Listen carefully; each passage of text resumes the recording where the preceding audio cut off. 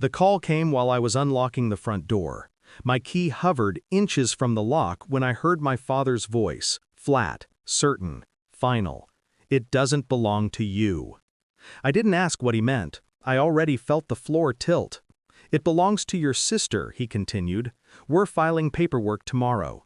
Don't make this harder than it needs to be." The door stayed closed. My hand stayed frozen. Inside my chest, something ancient and animal began counting exits. I asked one question, softly. "The house I bought?" Silence. Then he sighed, like I was a burden he'd carried too long. "You don't need to understand everything," he said. "Families move things responsibly." The line went dead. I stood there, listening to the quiet. The walls behind the door didn't feel like mine anymore. Neither did my name. I smiled, because shock teaches you to wear masks first. Because rage is loud, and I needed quiet. Inside my head, a single thought settled in, clean and sharp. Someone had rewritten my life without asking.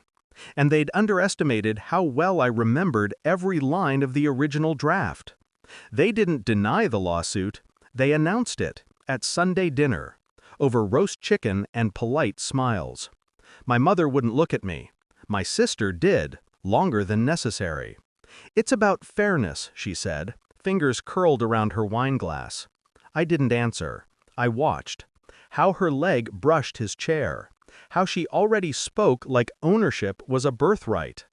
My father cleared his throat. "You were always impulsive," he said. "This arrangement is corrective." Corrective.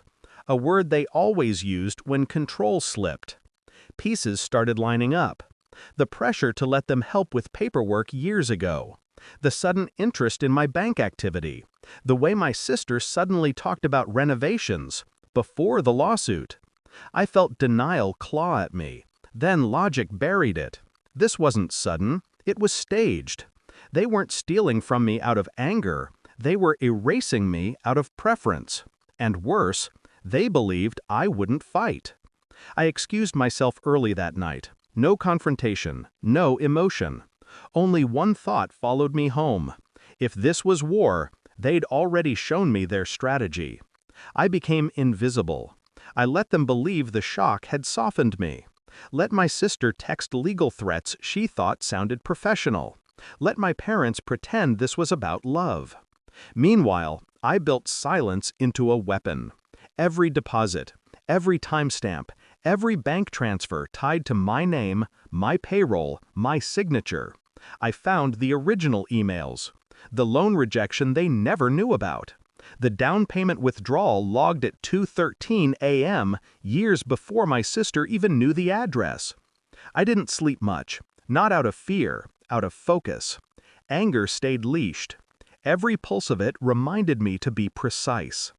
I met with a lawyer alone. Older, calm, deadly in a quiet way.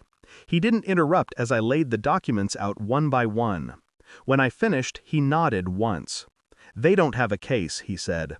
"They have confidence." That's not the same thing. Confidence. That word again. Court approached like bad weather. My parents avoided eye contact. My sister smiled too often. I said nothing, because people talk when they think you've already lost. The courtroom was cold, neutral. It didn't care who raised me. My father testified first, spoke about verbal agreements, family understandings, no documents. When it was my turn, I stood slowly.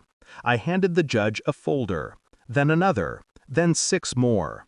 Every transfer highlighted, every receipt authenticated, every lie cross-referenced with time.